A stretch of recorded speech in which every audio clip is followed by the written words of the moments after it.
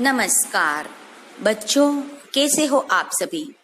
मैं Parneria Sandhya LP Savani riverside English medium school Dabholi branch से हिंदी की शिक्षिका आप सबका फिर से एक बार स्वागत करती हूँ। Standard 9 subject Hindi. हमारे पाठ्य पुस्तक में 5वां पाठ है स्वराज्य की नींव। उनके लेखक है विष्णु प्रभाकर और इसका साहित्य प्रकार है एकांकी। बच्चों, स्वराज के लिए रानी लक्ष्मीबाई ने जो भोग दिया था उस कथा पर आधारित यह पाठ है। बच्चों, यह हमारा 5वां पाठ स्वराज्य की नींव। उनके लेखक है विष्णु प्रभाकर। बच्चों, यह रचना हमारे मन में राष्ट्र चेतना जगाने वाली रचना है। यह एकांकी है यानी कि नाटक है। हम इसको अभिनीत भी कर सकते हैं। आपको मालूम है कि हमारा देश पहले अंग्रेजों की गुलामी में था, यानी कि हम सब गुलाम थे और हमको आज़ादी दिलवाने के लिए हमारे मन में जो स्वराज की भावना कब से पैदा हुई उसकी बात यहाँ पे बताई गई है। यानी कि स्वराज की नींव, स्वराज प्राप्त करने की नींव कब से शुरू हुई वह बात यहाँ पे बताई गई है। बच्चों, आप सब रानी लक्ष्मीबाई को तो जानते ही है, ठीक है। तो उन्होंने कैसे अंग्रेजों के सामने अपनी लड़त दी वो बात यहाँ पे दी गई है। तो चलिए बच्चों, पहले एकांकी के बारे में जो शॉर्ट में है उसको हम जान लेते हैं। प्रस्तुत एकांकी स्वराज्य की नींव में प्रथम स्वतंत्रता संग्राम में लक्ष्मीबाई के त्याग और संघर्ष का वर्णन किया गया है। स्वराज की नींव रखने में स्त्रियों की भी महत्वपूर्ण भूमिका रही है। प्रस्तुत एकांकी में पात्र स्वराज की नींव पत्थर है, जिनके त्याग, तपस्या व बलिदान द्वारा भले ही स्वराज प्राप्त नहीं हुआ, लेकिन वे स्वराज की नींव का पत्थर बनकर जन समाज में देश प्रेम व नव जागरण की भावना जगाने में अपनी सार्थकता समझते थे। बच्चों,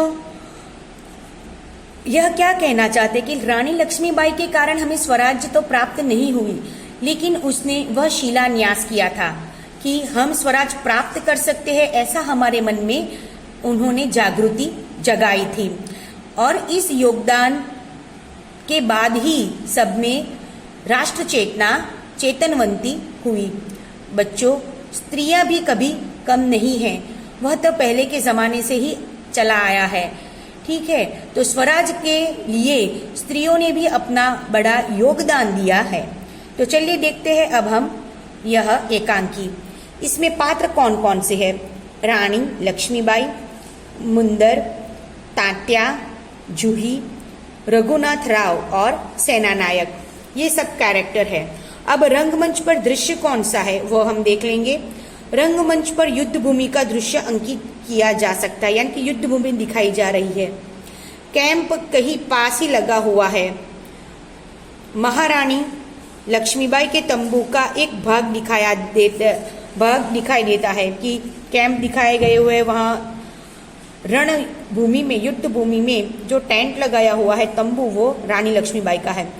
पर्दा उठने पर महारानी लक्ष्मीबाई अपनी सखी जूही के साथ उत्तेजित अवस्था में मंच पर प्रवेश करती है। दोनों लाल कुर्ती में सैनिक की वेशभूषा में है। अब रणभूमि में है तो उनका जो पहनावा है, जो पहरवेश है, वो भी तो सैनिक के जैसा ही होगा और वह बहुत उत्तेजित यानी कि गुस्से में है। अब रानी लक्ष्मीबाई क्या कहती है? मेरे देखते देखते क्या से क्या हो गया जूही। जो उसके साथ है वह उसके साथ लड़त में साथ दे रही है वह जूही। झांसी, कालपी, ग्वालियर कहाँ गई, परंतु मंजिल है कि पास आकर भी हर बार दूर चली जाती है। कि कितना भी वो लड़ रही है कि मंजिल पास आकर भी दूर जा रही है, कि वो जो पाना चाहते हैं वो पा नहीं सकते। स्वराज को आते हुए देखती हूँ, परंतु दूर से ही क्षण मार्ग में हिमालय अड़ जाता है। यानी कि कितनी सारी बाधाएं आ जाती है। वो देखती है कि दूर से कि अब स्वराज मिलने ही वाली है और हिमालय जैसी बाधाएं आ जाती है। उसे पास करती हूँ तो महासागर की डरावनी लहरें लहरें थपेड़े मारने लगती है कि जैसे कि ये हिमालय अगर पास कर लेती है तो जैसे कि महासागर आ जाता है। उनमें जूझती हूँ तो नाविक सो जाते हैं कि अगर उससे भी जुटती हूँ तो जैसे कि नाविक सो जाते हैं, यानी कि एक ना एक बाधाएं एक के पश्चात एक आती ही रहती है। देखो जूही, ऊपर क्षितिज पर देखो, कैसी लाल लाल लपाटी हुई लपटें उठ रही है। सारा आकाश धूम घटाओं से छाया हुआ है, प्रलय की भूमिका है। लेकिन राव साहेब है कि रक्तमंडल की छाया में ऐशो आराम में मशगूल कर रहे हैं। जो कौन? राव साहेब।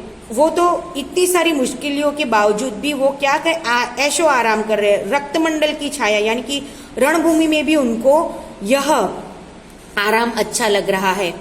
आवेश में आते आते सहसा मौन ही हो जाती है।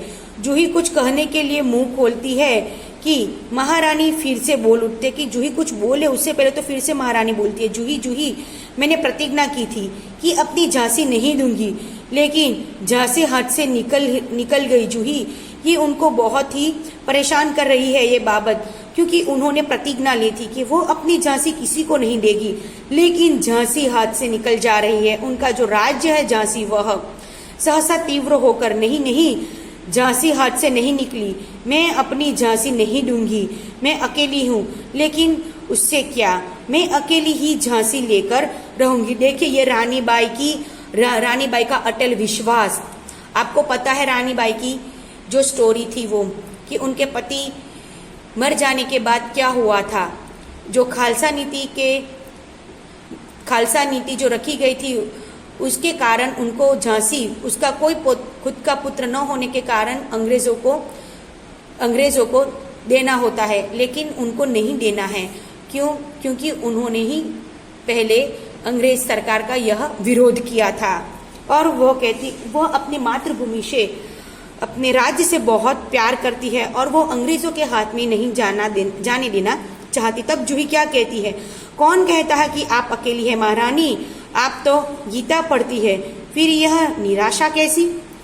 कि रानी लक्ष्मीबाई, वह राजनैतिक गुण तो थे लेकिन धार्मिक गुण भी उनके अंदर थे। कि जूही कहती है कि आप क्या अकेली है, आप तो गीता पढ़ती है, फिर आप अकेली कैसी? रानी लक्ष्मीबाई, मैं निराश नहीं हूँ, मैं जानती हूँ कि मैं झांसी लेकर रहूंगी, लेकिन क्या तुम नहीं जानती कि इस दिन बाबा गंगादास ने मुझसे क्या कहा था? जब तक हमारे समाज में छुआछूत और ऊंच नीच का भेद नहीं मिट जाता, तब तक हम विलास प्रियता को नहीं छोड़कर जनसेवा में नहीं जाते, तब तक स्वराज नहीं मिल सकता। यह बहुत बड़ी बात है कि हमारे देश में तब छुआछूत के भेदभाव बहुत ही व्यापक प्रमाण में थे। लोग विलास प्रिय थे। जो बदिया देश में थी उनको निकालना बहुत ही कठिन था। क्या कहते हैं कि क्या है कि गंगादास क्या कहते थे कि उनको गंगादास ने कहा था कि समाज में छुआछूत और ऊंच नीच का भेद बहुत ज्यादा है, उसको मिटाना होगा। और विलास प्रियता को हम जब तक नहीं छुड़ाएंगे और हम जब तक हमारे देश के प्रति जागृत नहीं होंगे, तब तक हमें स्वराज नहीं मिल सकता। वह मिल सकता है केवल सेवा, तपस्या और बलिदान से। हमें सेवा करनी होगी, तपस्या करनी पड़ेगी और बलिदान देना पड़ेगा, तभी तो हम देश से यह जो बर्बादियां है, जो बदिया है, हम उसको निकाल पाएंगे।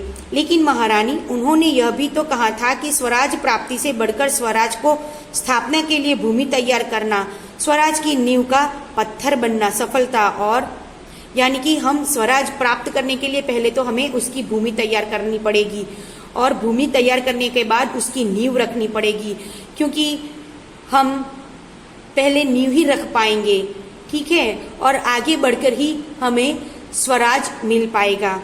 क्या कहते हैं, सफलता और असफलता देव के हाथ में है, लेकिन नींव के पत्थर बनने से हमें कौन रोक सकता है कि हमें सफलता मिलती है या नहीं मिलती? वो हम नहीं सोचेंगे, वो तो देव यानी कि हमारे नसीब के हाथ में है। लेकिन हम स्वराज के नींव के पत्थर तो बन सकते हैं, वह हमारा अधिकार है कि वह तो हम कर ही सकते हैं। और रानी मुस्कुराकर क्या जवाब देती है, बच्चों, अगर आपको इस पाठ में यहाँ तक का समझ आया है तो बच्चों आप इस पाठ को पूरा पढ़ जाइए कि रानी लक्ष्मीबाई के जो संवाद है वो कितने धारदार है और उनके मन में कितनी त्याग और देश के प्रति कितनी भावना है वह आपको मालूम होगा बच्चों। अब हम आगे का पाठ हमारे अगले सेशन में यानी कि हम जूम के सेशन में हम इसको समझेंगे। तो हम नेक्स्ट टाइम फिर मिलेंगे, तब तक के लिए जय हिंद।